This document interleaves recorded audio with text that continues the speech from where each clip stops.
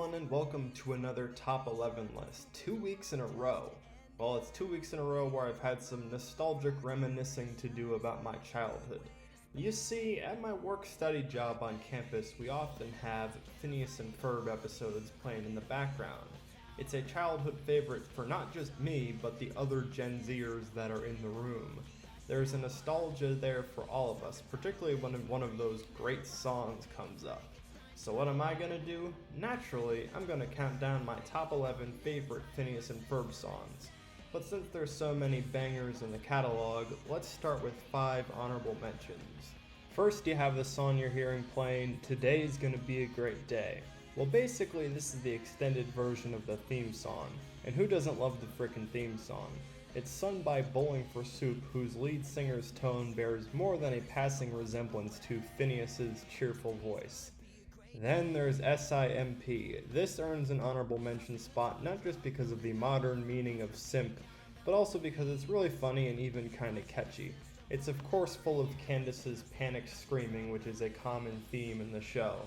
And then there's the last 3 honorable mentions. They're all sentimental songs, proving that Phineas and Ferb can go for the heartstrings and not just have catchy songs. There's You Snuck Your Way Right Into My Heart, sung by the legendary band Love Handle. Their drummer will make an appearance later on the actual list. Then there's City of Love, sung by Isabella when she was with Phineas in Paris. Poor Isabella, Phineas could not take one hint in that song. And then there's the Little Brothers song. That song in particular hits different because it's that tune that played after Phineas and Ferb actually got busted. I guess it also hit different for me as a kid because I had a little brother too, so I got it.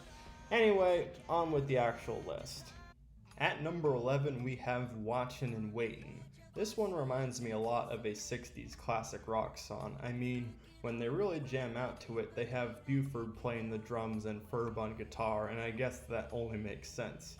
But the tick-tocking of the clock truly symbolized their watching and waiting for things to happen.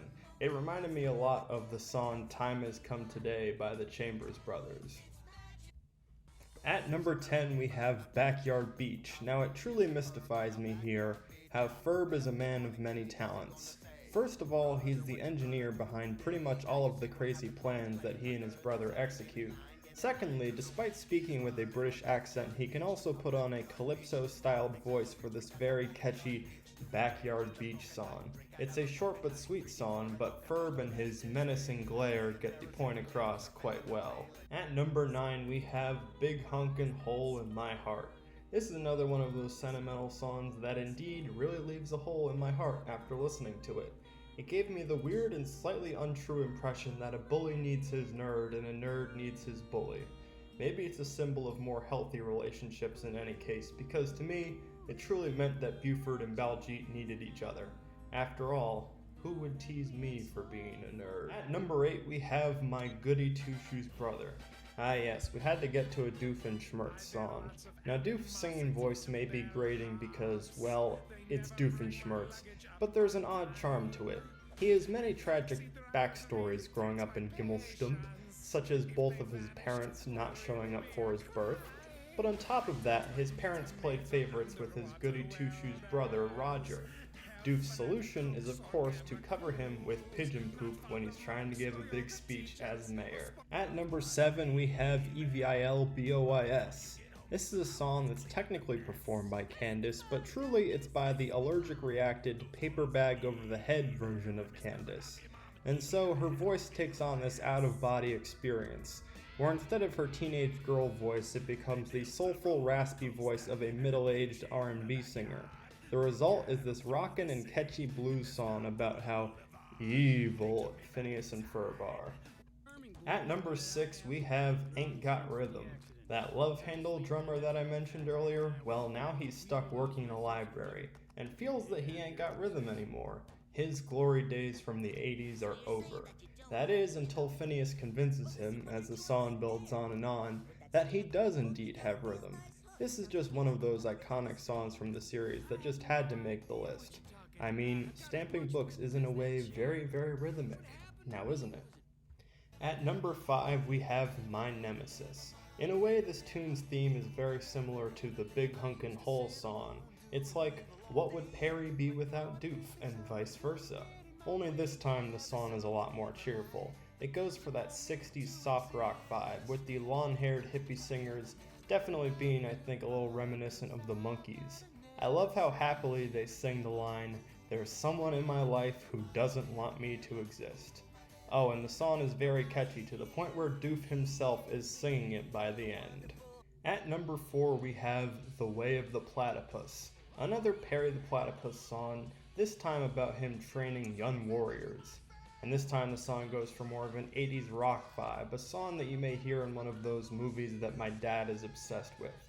But hey, you know who's more epic than any of the ninjas that my dad loved growing up? That would be Perry and his epic training methods. He knows how to make someone a warrior even though now they're a wuss. It's The Way of the Platypus. At number 3 we have the Perry the Platypus theme.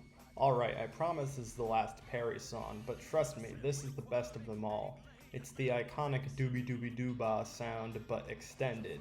It talks of how Perry is a true James Bond figure in platypus form, as of course he's got more than just mad skills, he's got a beaver tail and a bill, and the women swoon whenever they hear him say, well, I tried, but it takes Agent P to fight evil, not me. At number 2 we have Gitchy Gitchy Goo. I mean, is there really any song more catchy than this in the Phineas and Ferb catalog? I don't think so. This song was inspired by 50s rock and roll in my mind, but has more clever lyrics like, "My vocabulary's incomplete." And of course there's the fact that its melody is an absolute earworm, to the point where it's referenced in other Phineas and Ferb episodes. It's little wonder then that the music video has 24 million views on YouTube. But finally, at number 1 we have Summer Belongs to You. I absolutely loved this episode as a kid, as this song served as the climactic conclusion. It's a bit longer than other Phineas and Ferb songs, as it's a longer episode. So the songs need to be more epic naturally. I mean, we already gave City of Love an honorable mention. Phineas, Isabella, and Candace all get up and sing, and the song is just one of joy and happiness. It reminds me of how truly great summer vacation was as a kid. School's out for 3 months, or 104 days, and you don't have a care in the world. Oh, and one more thing, Candace finally gets to kiss Jeremy. Good for her.